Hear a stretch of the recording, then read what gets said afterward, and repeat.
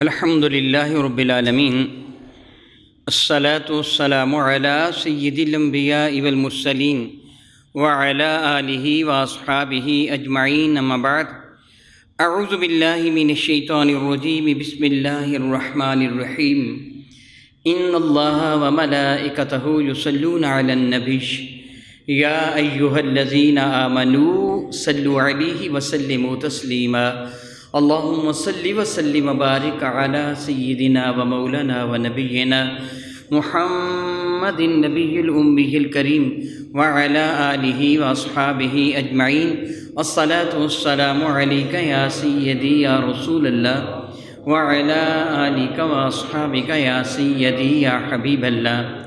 نہایتی معزز محترم احباب گرامی قدر، الحمدللہ تعالی ثم الحمدللہ تعالی رب ذوالجلال کا بے پایاں احسان اور کرم۔ اگر میں یہ جملہ کہوں تو سچ ہوگا کہ اللہ تعالیٰ کی رحمت کے دریا میں آپ غوطہ زن ہیں۔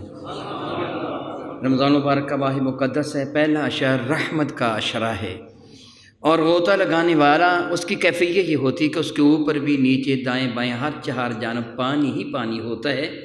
رب کائنات جل وعلا کی رحمتوں کے جلوں میں آپ ہیں، اللہ تعالیٰ کی آپ میں رحمتیں ہیں، اور میں یہ غالب امید رکھتا ہوں کہ آپ میں سے اکثر وہ احباب ہوں گے جن کو اللہ تعالیٰ نے روزہ رکھنے کی توفیق بھی عطا فرمائی ہے۔ الحمدللہ تعالیٰ ثم الحمدللہ تعالیٰ ثم الحمدللہ تعالیٰ۔ رب ذوالجلال نے قرآن مجید فرقان میں روزوں کا ذکر فرماتے ہوئے ارشاد گرامی قدر فرمایا کہ روزے کیوں میں نے رکھوائے ہیں، ان کا اصل مقصد کیا ہے۔ ہر چیز کا، ہر کام کا کوئی نہ کوئی مقصد ہوتا ہے۔ حکیم کا فعل حکمت سے خالی نہیں ہے، وہ جو بھی کام کرتا ہے اس میں کوئی نہ کوئی حکمت ضرور ہوتی ہے، اگرچہ ہمیں پتہ چلے یا نہ چلے۔ اسرائیلیات میں ہے، میں نے پڑھا کہ ایک دن کا ذکر ہے، حضرت سیدنا موسیٰ کلیم اللہ نے رب کائنات کے حضور عرض کیا، مولا تعالیٰ تو نے چھپکلی کو کیوں پیدا کیا؟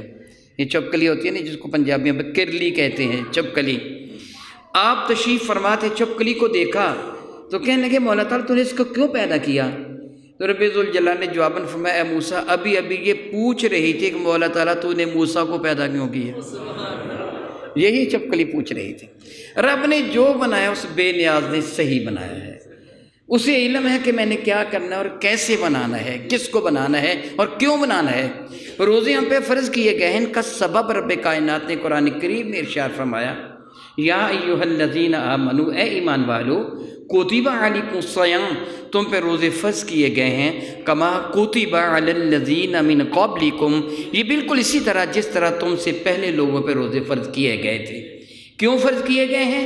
ان کی فرضیت کا سبب کیا ہے، علت کیا ہے، ریزن کیا ہے؟ لعلکم تتقون، تاکہ تم متقی بن جاؤ۔ پتہ چلا کہ روزوں کی فرضیت کا اصل مقصد تقوی ہے، اور وہ کیا ہے؟ رب ذوالجلال نے قرآن مجید فرقان مجید میں سورہ بقرہ شریفہ میں ذکر فرمایا، فلما فصل طالوت بالجنود قال ان اللہ مبتلیکم بنہر۔ بنی اسرائیل کا ایک بڑا بادشاہ طالوت، حضرت داؤد علیہ السلام سے پہلے طالوت بادشاہ تھے، حضرت داؤد حضرت طالوت کے داماد ہیں، طالوت کے بعد حضرت داؤد بادشاہ بنے تھے، حضرت سلیمان علیہ السلام ان کے بعد بادشاہ بنے ہیں۔ میں طالوت کی بات کر رہا ہوں، یہ طالوت بادشاہ تھے، اس وقت کے نبی تھے، ان کا نام کیا تھا؟ بعد نے حزقیل لکھا، یا جو بھی نبی کا نام تھا، اس نبی کے حکم سے حضرت طالوت کو بادشاہ بنایا گیا تھا۔ تفصیل قرآن پاک میں ملاحظہ فرمائیں، سورہ بقرہ شریفہ میں ہے۔ میرا اللہ فرماتا، فلما فصل طالوت بالجنود قال ان اللہ مبتلیکم بنہر۔ جب جالوت کے خلاف لشکر لے کر طالوت اپنے علاقہ سے روانہ ہوئے، جالوت کافر بادشاہ تھا، اس کو حضرت داؤد نے قتل کیا تھا، تو حضرت داؤد علیہ السلام اس لشکر میں موجود ہیں جو طالوت کا لشکر ہے۔ تو حضرت طالوت نے، یہ بادشاہ وقت تھے اور ساتھ نبی بھی ہیں، نبی بھی دو، حضرت داؤد بھی اور دوسرے نبی بھی، دو نبی بھی ساتھ ہیں، اور طالوت جو بادشاہ وقت ہے وہ بھی ساتھ ہیں۔ یوں کہیے کہ دنیا کا ڈر بھی ہے، آخرت کا ڈر بھی ہے۔ آپ اشارہ نہیں کراس کرتے، جس کو آپ اشارہ توڑنا کہتے ہیں، حقیقتاً کراس کیا جاتا ہے نا، قانون توڑا جاتا ہے، اشارہ نہیں توڑا جاتا، اشارہ کراس کرتے ہیں، توڑتے آپ قانون ہیں۔ وہ آپ کیوں قانون نہیں توڑتے؟ کہیں آپ کا چالانہ ہو جائے پولیس کے ڈر سے، وہ حکومت کا ڈر ہوتا ہے، اور دوسرا ڈر آخرت کا ہوتا ہے۔ آپ روزہ کیوں نہیں توڑتے؟ آخرت کے ڈر سے۔ قانون کیوں نہیں توڑتے؟ حکومت کے ڈر سے۔ دو چیزیں ہیں نا، ایک ڈر دنیا کا بادشاہ کا، ایک ڈر آخرت کا جو نبی سناتا ہے۔ یہاں نبی بھی موجود ہیں، بادشاہ بھی موجود ہیں، اور لشکر ہے۔ اللہ فرماتا ہے فلما فصل طالوت بالجنود، جب طالوت اپنے لشکر کو لے کے نکلے تو قالا، انہوں نے فرمایا اپنے لشکریوں کو، ان اللہ مبتلیکم بنہر، دیکھو میں تمہیں پہلے بتا رہا ہوں، آگے ایک نہر آ رہی ہے، اس نہر میں سے تم نے گزرنا ہے، اللہ تعالیٰ تمہاری آزمائش فرمائے گا، تمہارا امتحان لے گا۔ اب یہ لوگ شدید بھوکے پیاسے نہیں تھے، لشکر تھا، پانی کی مشکلیں بھی ساتھ ہیں، کھانے پینے کی چیزیں بھی ساتھ ہیں، نہر سے گزرنا ہے، اللہ تعالیٰ تمہیں آزمائے گا، اس نہر سے پانی نہیں پینا۔ اللہ فرماتا ہے، انہوں نے کہا ان اللہ مبتلیکم بنہر فمن شارب منہ فلیس منی، یاد رکھو جس سے اس نہر کا پانی پی لیا وہ میرے لشکر سے، میری امت سے نکل گیا۔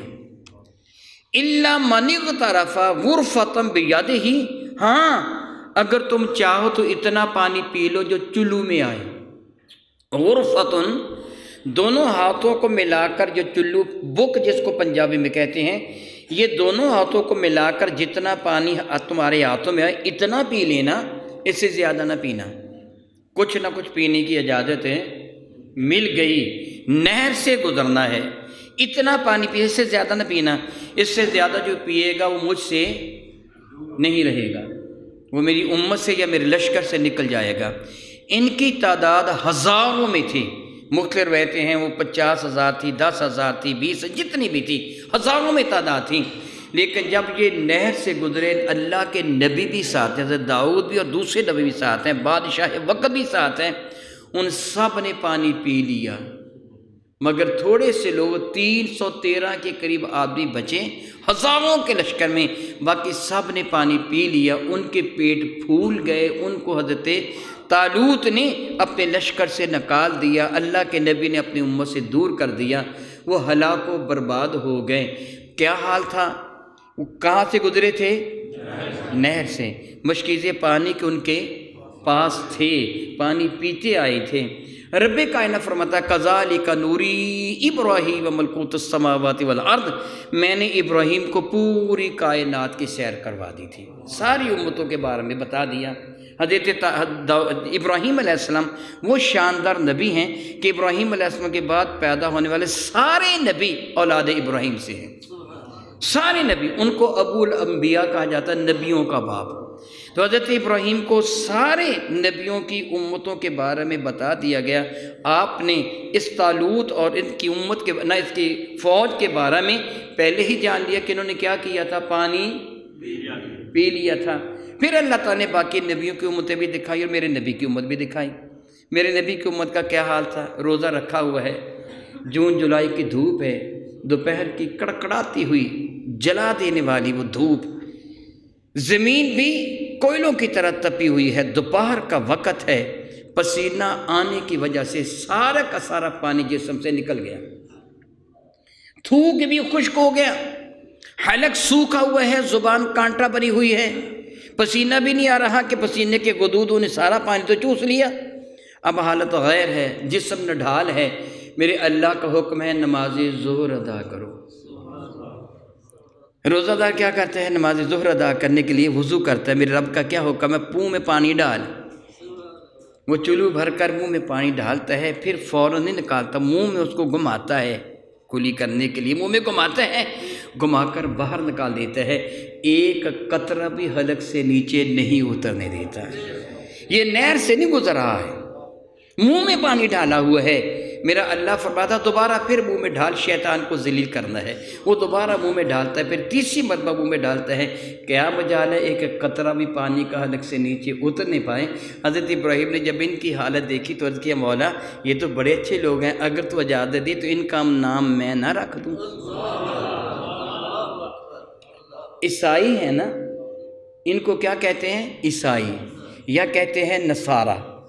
نصارہ من انصاری اللہ سے ہے، عیسائی لفظ عیسیٰ سے ہے۔ حضرت سیدنا یوسف علیہ السلام کے بڑے بھائی کا نام تھا یہودا۔ کیا نام تھا؟ آپ پڑھیں گے نا یوسف علیہ السلام کا واقعہ تو آپ کو ملے گا بڑے بھائی کا نام کیا تھا؟ یہودا۔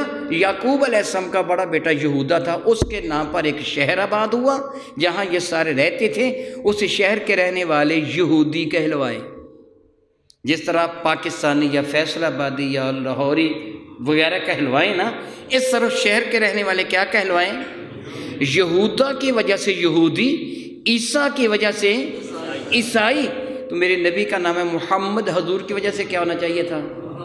محمدی ہونا چاہیے تھا، تو میں محمدی نہیں کہا۔ رب کائنات سے حضرت ابراہیم نے عرض کیا مولا ان کا نام میں رکھتا ہوں، میرے مولا نے اجازت دے دی، فرمایا کہ میں ان کا نام مسلمان رکھتا ہوں، مان لینے والے، تسلیم کر لینے والے۔ میرا اللہ فرماتا سماکم المسلمین، اوے تمہارا نام مسلمان ابراہیم نے رکھا ہے۔ اتنے مان لینے والے ہیں، اتنے مان لینے والے ہیں، اتنے مان لینے والے ہیں، جو تو نے حکم دیا مان لیے۔ وہ نہر سے گزرتے ہوئے پانی نہ چھوڑ سکے تھے، انہوں نے منہ میں ڈال کر بھی ایک قطرہ حلق سے نیچے نہیں جانے دیا۔ اتنے تیرے ماننے والے فرما بردار ہیں مولا، میں نے ان کا نام مسلمان رکھ دیا، تیرے ماننے والے، تیرے حکم کو تسلیم کرنے والے۔ تو آپ مسلمان ہیں، اور آپ کا عمل کیا ہونا چاہیے؟ تقوی۔ میں بارہا تقوی کے موضوع پہ گفتگو کر چکا ہوں۔ اختصار کے ساتھ تقوی کا جو معنی ہوتا ہے وہ اپنے آپ کو اللہ کا خوف دل میں رکھتے ہوئے گناہ سے بچانا۔ سیدنا کعب احبار رضی اللہ تعالیٰ عنہ مسلمان ہوئے، یہودیوں کے بڑے پائے کے علامہ تھے۔ سیدنا فاروق اعظم رضی اللہ تعالیٰ کے زمانہ میں یہ مسلمان ہوئے تھے۔ تو حضرت فاروق اعظم نے فرمایا اے کعب مجھے بتا کہ تورات میں تقوی کی کیا مثال دی گئی ہے؟ تو کیونکہ وہ تورات کے عالم تھے، قرآن پاک میں تو جو مثالیں دی گئی ہیں نا، تورات کی کوئی مثال بیان کر۔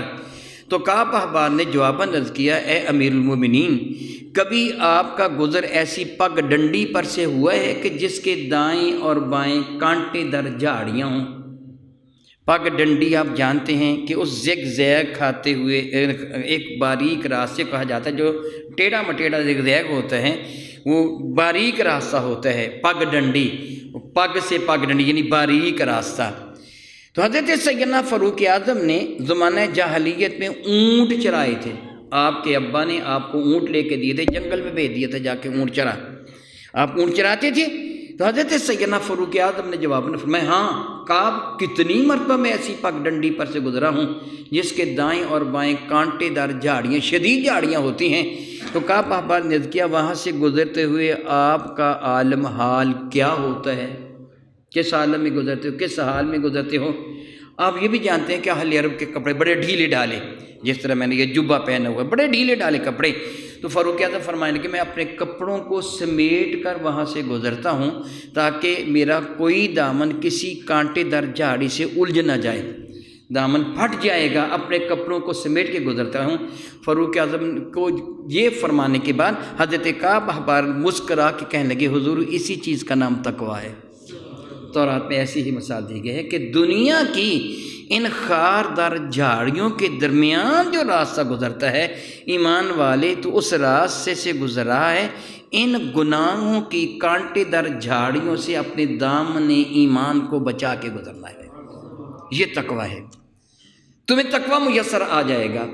بحمد اللہ تعالیٰ آپ نے روزہ رکھا ہے اور آپ یہ چاہتے ہیں کہ میرا روزہ قیامت کے دن اللہ تعالیٰ جل وعلا کے حضور قابل قبول ہو، اور آپ یہ جانتے ہیں انشاءاللہ تعالیٰ تفصیل کبھی آئندہ عرض کروں گا، روزے دار سے میرا اللہ اتنی محبت فرماتا ہے، اتنی محبت فرماتا ہے۔ پہلے مثال دے کے سمجھاؤں گا کہ آپ کے ساتھ کوئی آدمی کہیں سفر پہ بیٹھا ہو، روانہ ہو رہا ہو، آپ گاڑی میں بیٹھے، بس کی سیٹ پر بیٹھے ہیں، آپ کے ساتھ کوئی دوست بیٹھا ہوا ہے، اس کے بچے کے ہاتھ میں کلفی ہے یا کوئی کھانے کی شے ہے یا ٹافی ہے، جو لولی پاپ وغیرہ کوئی شے ہے، وہ بچہ چوس رہا ہے، اس کے ہاتھ بھی لتڑے ہوئے ہیں، اس کا منہ بھی لتڑا ہوا ہے، اس کے کپڑے بھی ایسے ہیں، یا پھر اس بچے کی ریٹھ بہہ رہی ہے، ناک بہہ رہی ہے یا رال بہہ رہی ہے، آپ 60 والی سیٹ پہ بیٹھے ہیں، آپ کو نفرت آئے گی یا نہیں آئے گی؟ سارے بتا دو، آئے گی نا؟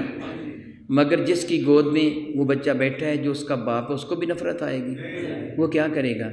آپ تو اس سے بچیں گے، وہ اپنا رومال نکال کے اس کے ہاتھ بھی صاف کر دے گا، اس کا منہ بھی صاف کر دے گا، ایسے ہی کرے گا نا۔ اور آپ کہیں گے بھائی منہ اس کا صاف کر، میرے کپڑوں کو خراب کر دے گا، وہ بغیر ہچکچاہٹ کے، اگر ماں ہے تو اپنے دوپٹے سے کر دیتی ہے، باپ ہے تو اپنی جیب سے رومال ٹیشو نکال کے اسے صاف کر دے گا۔ یعنی محبوب کی قابل نفرت شے سے بھی نفرت نہیں ہوتی۔ میں آپ کو یہ بتانا چاہتا ہوں، محبوب کی قابل نفرت شے سے بھی نفرت ہے۔ کسی اور کا پس خوردہ جھوٹا پانی ہو تو آپ پینے سے، مگر اگر آپ کی امی کا ہو یا ابا کا ہو یا استاد کا ہو یا پیر کا ہو تو پھر تبرک سمجھ کے پیتے ہیں، میں پیوں گا، ایسے ہوتا ہے کہ نہیں ہوتا؟ یعنی محبوب کی قابل نفرت شے بھی قابل نفرت نہیں ہوتی بلکہ پیار ہوتا ہے۔ میرا اللہ فرماتا ہے روزے دار مجھے تجھ سے اتنی محبت ہے، تیرے منہ کی خوشبو بھی مجھے مشک و عنبر سے زیادہ پیار ہے۔ کتنا پیار کرتا ہے میرا اللہ روزے دار کے ساتھ۔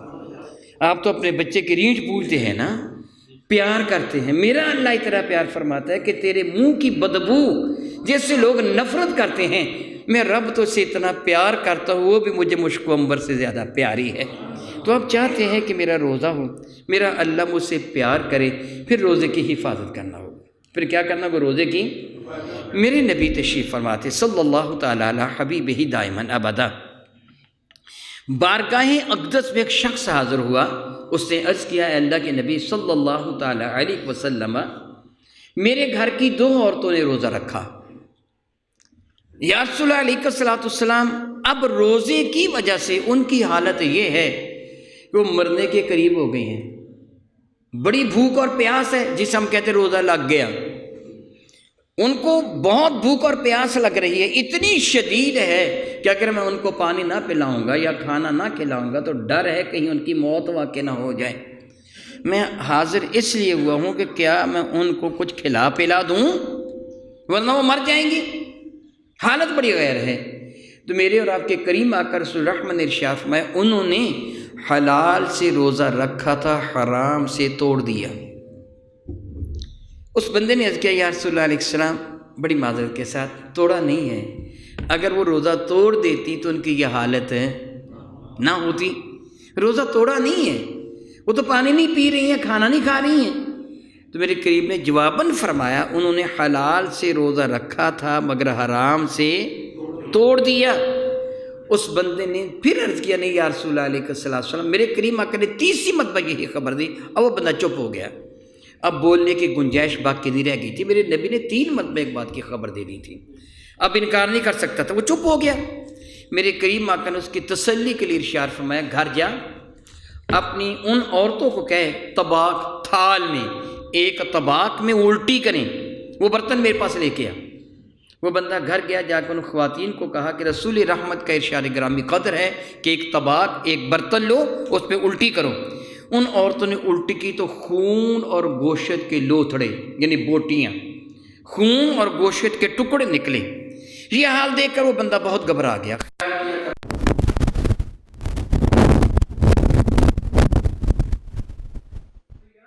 غیبت کرنے والا مردار کا گوشت کھاتا ہے۔ میرے نبی نے فرمایا تیرے گھر کی وہ دونوں عورتیں غیبت کرتی تھی، چگلیاں کرتی تھیں، اور یہ وہ گوشت ہے جنہوں نے مردار کا کھایا۔ یہ میرے نبی کا معجزہ تھا کہ ان کا جو عمل تھا وہ ایک شکل میں سامنے آ گیا، یعنی گناہ جو تھا ایک شکل میں سامنے آ گیا۔ وہ حقیقتاً ان کو اتنا گناہ ہو رہا تھا جتنا مردار کا گوشت کھانے کا، مرے ہوئے بھائی کے گوشت کھانے کا جتنا گناہ ہو رہا تھا، اتنا ان کو غیبت کا گناہ ہو رہا تھا۔ میرے نبی نے اس کی شکلوں سے دکھا دی، ان کے پیٹ سے نکلوا دیا۔ پتہ کیا چلا کہ جو گناہ کرتا ہے اس کو روزہ بہت ستاتا ہے۔ کیا مطلب جو گناہ کرتا ہے روزہ اگر آپ کہتے ہیں بڑی پیاس لگ جاتی ہے، بڑی بھوک لگ جاتی ہے، روٹی کو نہ دیکھیے، پانی کو نہ دیکھیے، سوچیے کردار آپ کا کیسا رہا سارا، آپ نے کیا کیا ہے جو آپ کو روزہ ستا رہا ہے؟ کوئی نہ کوئی تو سبب ہے نا روزے کے ستانے کا۔ کیا سبب ہے؟ کیوں روزے نے ستایا تم کو؟ معاذ اللہ تعالیٰ سبحانہ اللہ تعالیٰ اللہ تعالیٰ جل معاف میں آزما کے دیکھیں، آپ اپنی زبان کو کنٹرول کریں، آزما کے دیکھیں۔ میں نہ غرور نہ تکبر کرتا ہوں، صبح میں صبح درس دیا فجر کی نماز سے پہلے، اب بھی تقریر کر کے آیا ہوں، اب بھی تقریر کر رہا ہوں، بعد وقت افطاری سے پہلے پھر خطاب کرتا ہوں، الحمدللہ تعالیٰ نہ کبھی بھوک لگتی ہے نہ پیاس۔ آپ ماں کے دیکھیں۔ اور دوسری بڑی بیماری، ایک تو غیبت ہے، ہم تنہا بیٹھتے ہیں نا، لوگوں کی باتیں کرتے ہیں، ادھر ادھر کی باتیں، اور اپنے آپ کو صرف برباد نہیں کرتے بلکہ اپنی نیکیوں کو بھی برباد کرتے ہیں۔ حضرت حسن بصری کی خدمت میں کو بندہ آیا تھا اور کہا تھا حضور فلاں بندے کو آپ اپنے پاس بیٹھنے کی اجازت دیتے ہو، بیٹھا رہتا ہے، وہ آپ کی غیبت کرتا ہے، چغلی کرتا ہے آپ کی۔ تو آپ نے ارشاد فرمایا ذرا ٹھہر، میں ابھی آتا ہوں۔ آپ گھر گئے، ایک کباب تھال کھجور کا بھر کے لائے، اسے عطا فرمایا، جا کر اس کو میری طرف سے تحفہ دے دو۔ وہ بندہ کہنے لگا حضور وہ آپ کی غیبت کرتے ہیں، آپ اسے تحفہ بھیج رہے ہیں۔ مسکرا کے فرمانے لگے تجھے پتہ نہیں ہے غیبت کرنے والے کی ساری نیکیاں اس سے مل جاتی ہیں جس کی وہ غیبت کر رہا ہے، اور جس کی غیبت کی جائے اس کے سارے گناہ اس سے مل جاتے ہیں جو غیبت کرنے والا ہے۔ اس کی بڑی مہربانی، اس نے اپنی نیکیاں مجھے دے دی، میرے گناہ خود لے لیے، اس لیے اسے تحفہ بھیج رہا ہوں۔ تو غیبت کرنے والا کس کا نقصان کرتا ہے؟ اپنے آپ کو برباد کرتا ہے۔ سمجھتا کیا ہے میں نے دشمن کی غیبت کی ہے، میرے بھائی تو نے اپنے آپ کو برباد کر دیا، رب کو بھی ناراض کر دیا، اپنی نیکی بھی برباد کر دی، غیبت سے بچی۔ اور دوسرا بڑا گناہ جھوٹ کا بولنا ہے۔ کیا ہے بڑا؟ جھوٹ کا بولنا ہے۔ میرا اللہ کیا فرماتے ہیں؟ لعنت اللہ علی جھوٹوں پر۔ لعنت دینے والا کون ہے اور رحمت نازل کرنے والا؟ اللہ سے بڑھ کر کائنات میں کوئی بھی سچا نہیں ہے۔ جو جھوٹ بولتے ہیں اس پہ اللہ کی لعنت ہے، اس پہ کیا اللہ تعالیٰ کی لعنت ہے۔ یہ واقعہ میں پہلے بھی کر چکا ہوں، پھر میں بیان کر رہا ہوں تاکہ سمجھنا آسان ہو۔ امام غزالی رحمۃ اللہ تعالیٰ کی میں سعادت میں بھی اور احیاء القلوب میں بھی یہ واقعہ نقل کیا کہ ایک سفر میں میرے کریم آقا کا جرے گودر شفیع محترم رحمۃ عالم صلی اللہ علیہ وسلم صحابہ کرام کو اپنی معیت کے لیے تشریف لے جا رہے تھے۔ حضور کی قیادت میں صحابہ سفر کر رہے تھے، کسی غزوہ میں تشریف لے جا رہے تھے یا جہاں کہیں بھی۔ سیدنا صدیق پر حسب معمول ابو بکر صدیق رضی اللہ عنہ کی عادت تھی یہ میرے قریب آ کر کے ساتھ رہتے تھے، بلکہ ابن عباس فرماتے ہیں سورہ فتح کو جملہ والذین معه محمد رسول اللہ والذین معه سے مراد ابو بکر صدیق کی ذات بابرکات مراد دی جا سکتی ہے کہ حضور کے سب سے زیادہ قریب سفر میں حضر میں عموماً کی طرح کرتے تھے۔ جو میرے کریم آقا کے اشعار مقدس میں حضور کی تنہائی، اس کے علاوہ سفر میں باہر بیٹھے ابو بکر صدیق عموماً حضور کے ساتھ ہوتے تھے۔ تو سفر میں بالخصوص صدیق اکبر میرے نبی کے ساتھ ہیں، حضور جس سواری پر سوار ہیں، ابو بکر صدیق جس سواری پر سوار تھے، یہ دونوں سواریاں متوازی برابر جا رہی ہیں۔ ابو بکر میرے کریم آقا کے ساتھ باتیں کرتے جا رہے ہیں۔ ابو بکر صدیق کے پاس دو اونٹ تھے، ایک اونٹ پر خود سوار تھے، ایک اونٹ پر مال لدا ہوا تھا۔ اس زمانے میں طریقہ کار یہ تھا کہ جو پچھلا اونٹ جس پر مال وغیرہ لدا ہوتا اس کی نکیل اگلے اونٹ کے کجاوے کی رسی کجاوے کی لکڑی کے ساتھ باندھ دیتے تاکہ پچھلا اونٹ نکیل بدی ہوئی ہونے کی بجائے پیچھے چڑھ جائے۔ اس طرح اونٹوں کی لمبی قطار بنا دیتے تھے، اگلے اونٹ کی ڈرائیو کرنے والا، اس کو آگے کر لے کے چلنے والا، پچھلے اونٹ اسی قطار میں پیچھے چڑھتے آتے تھے۔ صدیق اکبر نے والے زمانہ کے مطابق اپنے پچھلے اونٹ کی نکیل کجاوے کی لکڑی سے باندھ رکھی تھی، مگر پچھلا اونٹ کچھ سست تھا۔ میرے کریم آقا کی اونٹنی نارمل رفتار سے چل رہی تھی، ابو بکر صدیق نارمل رفتار سے جو چلتے تھے وہ ٹھیک تھا، پچھلا اونٹ کمزور ہونے کی وجہ سے یا سست ہونے کی وجہ سے وہ پیچھے رہ جاتا، رسی کھینچ جاتی، اگلا اونٹ بھی کچھ نہ کچھ سست ہو جاتا، تو آپ نے بار بار نکیل کھینچ کر پچھلے اونٹ کو ساتھ ملاتے۔ جنرل یہ بات ہے، ایک دو تین مرتبہ آپ نے ایسے کیے، پھر آپ کو غصہ آ گیا کہ حضور سے میں باتیں کرتا ہوں، بار بار مجھے نکیل کھینچنا پڑتی ہے، تو آپ نے غصہ میں آ کے کہا تجھ پہ اللہ کی لعنت ہو، چلتا نہیں ہے، اس طرح ہم کبھی لعنت کر دیتے ہیں۔ میرے کریم آقا نے ابو بکر کا یہ جملہ سن لیا، حضور چونکے اور حیران ہو کے فرمانے لگے انت صدیق ولعنت، تو صدیق ہے، تو نے لعنت کر دی۔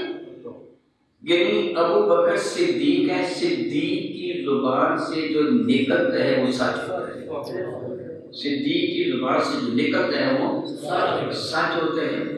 اور میرے نبی کے ساتھ کتنی محبت کرنے والے تھے، کبھی صحابہ کرام آپس میں بیٹھے تھے، گفتگو ہو رہی تھی، کہ تجھے کیا پسند ہے، کسی نے بتایا مجھے یہ پسند ہے، آخرت پسند ہے، جنت پسند ہے، قرآن کریم پسند ہے، دعا پسند، فلاں فلاں چیز پسند ہے. تو صاحب نے جو بیٹے صحابہ تھے انہیں ابو بکر کی طرف اشارہ کرا، ابو بکر تجھے کیا پسند ہے؟ تو ابو بکر کا جواب تھا کہ النظر الی وجہ رسول اللہ، میری آنکھیں مصطفیٰ کریم کا چہرہ. کیونکہ پیار بہت زیادہ صدیق بھی، میرے نبی فرماتے تو صدیق ہے، تو نے نامت کر دی. عام حالت میں کیا ہے؟ میری کریم آقا کے ارشاد کرام قدر ہے انہ من عن شیء لیس له بعقل رجعت اللعنت علیہ. اگر کسی نے کسی ایسے پہ لعنت کی جو قابل لعنت نہیں تو لعنت لوٹ کر لعنت کرنے والے پر آ جاتی ہے، وہ ملعون ہو جاتا ہے.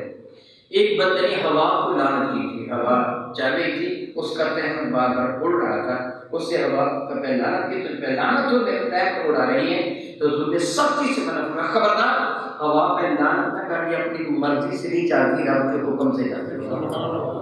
جس نے کسی ایسے پہ لعنت کی جو قابل لعنت نہیں تو لعنت کرنے والا خود ملعون ہو جائے گا. لفظ لعنت بہت بڑا لفظ ہے، بلا وجہ استعمال آگے نہ کیجیے ورنہ بندہ خود ملعون ہو جائے گا. لیکن ابو بکر کیا ہے؟ صدیق. اب تو لعنت اس پہ ہوگی. میرے کریم آقا نے اعلان فرما دیا قافلے کو روک لو. امام غزالی فرماتے قافلہ رک گیا. میرے کریم میں کہ ابو بکر کا سامان اس اونٹ سے اتار دو. ابو بکر صدیق کا سامان اتار دیا گیا. فرمایا پجامہ بھی اتار دو، وہ لکڑی ریت نمازوں کے اوپر رکھی وہ بھی اتار دی. نمدہ اس لکڑی کے نیچے بچھایا گیا، وہ کپڑا اونٹ کے بدن کو رگڑ سے بچانے کے وہ بھی اتار دیا گیا. میں نے نکیل بھی اتار دو، وہ رسی جو نام سے بنی تھی وہ بھی اتار دی گئی. میرے نبی میں اس کو ننگا بلند نہ کر کے اس کو دھکیل دو جنگل کی جانب، یہ درندوں کا شکار ہو جائے. اس پر ابو بکر نے لعنت کر دی ہے، اب یہ میرے قافلے میں نہیں رہ سکتا کہ یہ رحمت والوں کا قافلہ ہے. میرے نبی رحمت والے، میرے نبی کا قافلہ بھی جہاں رحمت ہو وہاں لعنت نہیں ہے، جہاں لعنت ہو وہاں دونوں میں سے ایک ہوگا. ایک ہوگا یا تو لعنت ہوگی یا رحمت ہوگی. اب اس موڑ پر لعنت ہے، یہ رحمت والے قافلے سے نکال دیا جائے گا، یہ درندوں کا شکار ہو جائے گا. دھکیل دو جنگل کی جانب. اس میں اپنے ساتھ رہ کے نہیں جاؤں گا. میرے بڑی عزت والے میرے بھائی، میرے مسلمان بھائی، غور کر جس اونٹ پر ابو بکر لعنت کر دیں میرے نبی سے اپنے قافلے سے نکال دیتے، تو جس پر اللہ لعنت کر دے جھوٹے پر کس نے لعنت کی ہے؟ اللہ تعالیٰ لعنت کی ہے. پھر غور کر تیرے نبی قبول کرنی بتائیے بنا نہیں قبول کریں گے نا، تو پھر اس سے بچنے کا طریقہ کیا ہے؟ جھوٹ کو. پوری کائنات میں اللہ کے بعد سب سے بڑی سچی ذات میرے نبی کی ذات. اللہ تعالیٰ کے بعد پوری کائنات میں سب سے زیادہ سچے میرے نبی ہیں. اسی لیے میرے نبی پر اتنی رحمت ہے، وہ سراپا رحمت للعالمین، اتنی رحمت ہے. اور سب سے بڑا جھوٹا شیطان ہے، اس پہ اتنی لعنت ہے کہ جتنی کسی پر بھی نہیں، ہم اس پہ لعنت نازل ہوتی رہتی ہے. پھر جھوٹا کس کا ساتھی ہے اور سچا کس کا ساتھی ہے؟ آپ کس کو پسند کریں جی؟ قیامت کے دن شیطان کے ساتھ جھگڑا جانا چاہتے ہیں کہ نبی کے نام ایکم سے برتا ہونا چاہتے ہیں؟ میرا اللہ فرماتا ہے کونوا مع الصادقین، ایمان والو سچوں کے ساتھی بنو تاکہ سچوں کے ساتھ میرے نبی کے دامن کرم سے وابستہ ہو کر تم جنت میں چلے جاؤ. میرے نبی نے وعدہ نہیں فرمایا. اور یاد رکھیے اللہ کی عزت کی قسم، اللہ کے بعد سب سے زیادہ وعدہ وفا کرنے والی ذات میرے نبی کی ذات ہے. میں بارہا مثالیں دے کے سمجھا چکا ہوں، واقعات بھی آپ کو سنا ہے. سب سے زیادہ وفا کرنے والا اللہ کے بعد میرے نبی نے. میرے نبی نے وعدہ فرمایا جو بندہ مزاح میں بھی جھوٹ نہ بولے، جس طرح ہم لطیفہ سناتے ہیں جھوٹ بول دیتے ہیں، میرے نبی نے فرمایا جو مزاح میں بھی جھوٹ نہ بولے. مفہوم حدیث ہے. میرے نبی فرماتے ہیں میں قیامت کے وعدہ کرتا ہوں قیامت کے روز اپنے ساتھ جنت میں لے کے جاؤں. اپنے آپ کو جھوٹ سے بچا لیجیے. آج امت کے عزیز پاکستان کتنی بڑی مصیبت میں مبتلا ہے. اب عوام پاکستان کی حالت کیا ہے؟ ہم نے کبھی غور کیا آخر یہ مصیبتیں کافروں پر نہیں آئیں؟ کافروں پر یہ مصیبتیں تفسیر میں نہیں جاؤں گا، سورہ زخرف شریف کا خود مطالعہ کر لیجیے، قرآن کی بھی سورہ زخرف ہے، اس کا مطالعہ کر لیجیے۔ میرا اللہ کا ارشاد گرامی قدر ہے کہ اگر یہ نہ ہوتا ساری دنیا والے ایک قوم بن جائیں گے، میں کافروں کو اتنا دیتا کہ ان کے مکان کی چھتیں، ان کی سیڑھیاں بھی سونے اور چاندی کی ہوتی ہیں، ان کو جو دینا ہے دنیا میں ہے، اور ایمان والوں کے لیے آخرت ہے۔ اللہ تعالیٰ سزا ایمان والوں کو دیتا ہے کہ تم ایمان والے ہو کر ایسے کیوں کر، اس کے وہ سزا ملی ہے۔ اگر آپ چاہے سارا پاکستان میں الا ماشاء اللہ سارا پاکستان کا مصیبت میں مبتلا ہے، ہمیں غالب ترین اکثریت جھوٹ بولنے والوں کی ہے، ایسے ہے کہ نہیں؟ وہ سیاست دان ہے یا باپ مذہبی لیڈر ہے، وہ کیا کرتے ہیں؟ چپ کر گئے، چپ کر گئے، سیاسی لیڈروں کی حمایت کرتے ہیں، ووٹیں ان کو دیکھ اس لیے چپ کر گئے۔ اللہ فرماتا سچوں کے ساتھ ہو جاؤ، اور آپ کی حالت کیا ہے؟ سیاسی لیڈر آپ کا، وہ ایم پی ہو یا ایم این اے ہو، بعض مذہبی لیڈر بھی، میں تنہا سیاسی لیڈر مذہبی بھی کہہ رہا ہوں، مذہبی لیڈر بھی، سیاسی لیڈر بھی، جو تم سے وعدہ کرتا ہے وہ پورا نہیں کرتا، جب کہتے ہیں سر آپ نے وعدہ کیا تھا، جواب کیا ہوتا ہے؟ وہ تو میرا سیاسی بیان تھا، کیا وہ میرا سیاسی بیان، کیا مانا ہوا؟ وہ تو میرا جھوٹا بیان تھا، میں نے جھوٹ بولا تھا، تو جھوٹے پر کیا ہے؟ اس کے ساتھیوں پر چپ کر گئے۔ حوصلہ کیجیے، حوصلہ کیجیے، اپنایا نہیں، پھر حوصلہ کیجیے۔ قیامت کے دن بندہ اسی کے ساتھ ہوگا جس کے ساتھ وہ پیار کرے گا، المرء مع من احب، میرے نبی فرماتے ہیں قیامت اس کے ساتھ ہوگا جس کے ساتھ وہ پیار کرتا ہے۔ اب آپ دیکھیں کس کے ساتھ پیار کرتے ہیں، کس کی حمایت کرتے ہیں؟ مجھے تو اس سے کوئی سروکار نہیں، لیکن میں تو آپ کو بتانا چاہتا ہوں کم از کم اگر آپ چاہتے کہ آپ کے گھر پر اللہ کی رحمت ہو تو اپنے گھر والوں کو سچا بنا لیجیے۔ میرا اللہ قرآن کریم میں فرماتا ہے قوا انفسکم واہلیکم نارا وقودها الناس والحجارہ، قوا انفسکم، اپنے آپ کو بچا لو، واہلیکم، اپنے گھر والوں کو، اپنے اہل و عیال کو، اپنی بیوی اپنے بچوں کو، اپنی بہنوں اپنے بھائیوں کو، اپنے والدین کو، اپنے قبیلے اور خاندان کو، جہاں تک تمہارا اثر رسوخ ہے، جیسے جیسے تمہارے تعلقات بڑھتے چلے جائیں گے، ذمہ داری بڑھتی چلی جائے گی، بچا لو اپنے آپ کو، واہلیکم، اپنے اہل و عیال کو، نارا، جہنم کی آگ سے، وقودها الناس والحجارہ، جس کا ایندھن انسان اور پتھر ہے۔ میرے نبی فرماتے ہیں اپنے آپ کو بچا لو۔ اگر میں اپنی ماں سے، اپنے ابا سے محبت کرتا ہوں تو مجھے ان کو جہنم سے بچا لینا چاہیے۔ میں عموماً مسئلہ کیا کرتا ہوں، میں برداشت نہیں کرتا میری ماں، میرا باپ، میری بہنیں، میرے بھائی، میرے اصحاب، میری بیوی، میرے بچے وہ کسی گھر میں بیٹھے ہوں، وہ خبیث ان پر پاؤں گرا کے چلا گیا، میں برداشت نہیں کرتا، میں سوچ بھی نہیں سکتا وہ خبیث ان پر پیٹرول پمپ پھینک کر ان کو آگ لگا دے۔ اگر میں دنیا کی آگ ان کے لیے برداشت نہیں کرتا تو مجھے جہنم کی آگ سے ان کو بچانا چاہیے۔ دنیا کی آگ سے تو ہو سکتا ہے وہ بچ جائے، زلزلہ آیا کتنے لوگ زندہ وہ ملبے سے نکل رہے ہیں، وہ تو ممکن ہے ہم بچ جائیں، لیکن جہنم کی آگ تو وہ آگ ہے جس کی خبر اللہ اس کے رسول نے دی ہے۔ پھر بچا لیجیے اپنے گھر والوں کو جہنم کی آگ سے۔ میرے نبی تشریف فرماتے، ایک حدیث بات ہے کہ آدمی اور اسی وقت میں ایک عورت نے، این ممکن ہے کہ دو الگ الگ واقعات ہوں، وہ کیا؟ ایک مرد نے کسی بچے کا ادھر آؤ میں تجھے کچھ دوں گا، تو میرے قریب نے سوال کیا تھا کیا دو گے؟ اس بندے نے کہا آپ سے کھجور دوں گا۔ میرے نبی فرمانے لگے اگر تم کھجور نہ دیتے تو تیرے نامہ اعمال میں ایک جھوٹ لکھ لیا جاتا۔ اور ہماری حالت کیا ہے؟ میں اللہ سے معافی مانگتا ہوا اپنے گھر کی حالت بیان کر رہا ہوں۔ ہمارے گھروں کی عمومی حالت کیا ہے؟ چھوٹا بچہ رو رہا ہوتا ہے، امی ابو وہ چپ کر باہر بلا آیا ہوتا ہے جی، ہم نے سچ بولا بلا وجہ لعنت بلا وجہ لعنت۔ میرے نبی نے شادی کرنے کے کیا میں کہ اگر تو نے جھوٹ بولا تو تیرے نام پر کے جھوٹ لکھ دیا جائے گا۔ الحمد للہ تعالیٰ سبحانہ الحمد للہ صلی اللہ فون کی گھنٹی بجی، بچے کو کہہ دے ابو گھر نہیں ہے تو ابو گھر ہے، جھوٹ بولا اور خود بھی لعنتی، بچے کو بھی لعنتی بنا دیا۔ اللہ کے بندے خود بھی جہنم سے بچ جا، اولاد کو بچا دے۔ اگر میں چاہوں کہ میرے گھر پر اللہ تعالیٰ کی رحمت ہو تو مجھے خود بھی سچ بولنا چاہیے، اپنے گھر والوں کو بھی سچا بنا لینا چاہیے اور ان کے ساتھ لگا دینا چاہیے۔ میری بیوی، میری بیٹی، میرا بیٹا، میری بہن، میرا بھائی میرے سامنے کسی کی غیبت کرے، فلاں ایسے، مجھے چاہیے اس کو ٹوک کے کہوں رہنے دو، دفع کرو، کیا ضرورت ہے ہم اپنی نیکیوں کو دیں، ان کے گناہ نہیں، ہمیں کیا ضرورت ہے، رہنے دو، چھوڑو، میں ان کو منع کرنا تاکہ میری نیکیاں برباد بھی نہ ہو، ان کی نیکیاں برباد نہ ہو، ان کے پیٹ میں بھی حرام نہ جائے اور میرے پیٹ میں بھی حرام نہ جائے۔ جھوٹ بولیں ان کو منع کر دینا، جھوٹ نہ بولو، سچ کہو، جو کہنا ہے سچ کہو جہاں تک ممکن ہو سکتا ہے۔ میرے بھائیوں، اگر میں اپنی بات کرتا ہوں، اگر میں اپنے گھر والوں کو سچا بنا دوں گا تو میرے گھر پر کیا نازل ہوگی؟ کسی ہمسائے پر نازل ہو نہ ہو، مجھ پر تو ہو جائے گا نا۔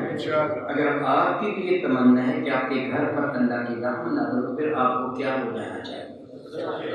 سچ بولنا چاہیے نا۔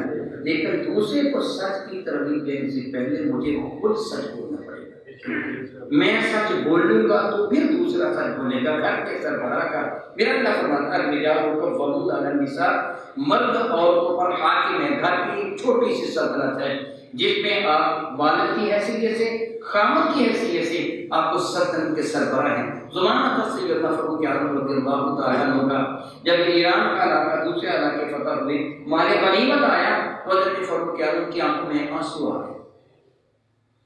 حضرت علی بھی کہیں بیٹھے تھے، فرمانے لگے اے علی دیکھو مسلمان کتنے دیانتدار ہیں، ہمارے سپاہی کتنے دیانتدار ہیں کہ ایک ایک درہم جس کو آپ سوئی کہہ رہے ہیں، ایک ایک سوئی بھی مال غنیمت میں موجود ہے، کسی نے بددیانتی نہیں کی ہے، آپ کی آنکھوں میں اس وجہ سے آنسو آ گئے۔ حضرت علی مرزا نے تھپکی دیتے ہوئے فرمایا اے عمر یہ تیری وجہ سے، اے عمر یہ تیری وجہ سے ہے، کیونکہ تو سربراہ دیانتدار ہے اس لیے تیری قوم بھی دیانتدار ہے۔ اگر تو دیانتدار نہ ہوتا تو یہ سپاہی بھی دیانتدار نہ ہوتے۔ وہ میرے بھائی چلو بڑی سلطنت تو رہنے دے، کم از کم اپنے گھر کی سلطنت کا تو سربراہ ہے نا، تو دیانتدار بن جا، تیرے اہل و عیال بھی دیانتدار ہو جائے۔ میں امید رکھتا ہوں کہ جو کچھ میں نے کہا ہے آپ اس پر عمل کریں گے، سستی نہ دکھائیں، آپ چپ کر رہے ہیں، مسجد میں بیٹھے ہیں، رمضان شریف کا مہینہ ہے، بتائیے جو کچھ میں نے کہا آپ اس پر عمل کریں گے انشاءاللہ کریں گے۔ میں دعا کرتا ہوں کہ رب کائنات تو ہم ناچیز و حقیر بندوں کو اپنے محبوب مکرم کے صدقہ سے عمل کی توفیق عطا فرما، ہمیں گناہوں سے محفوظ فرما، قیامت کے دن مولا تعالی جل وعلا اپنے محبوب مکرم کے دام میں کرم کا سایہ ہمارا مقدر بنا۔ آمین ثم آمین، وآخر دعوانا الحمدللہ رب العالمین۔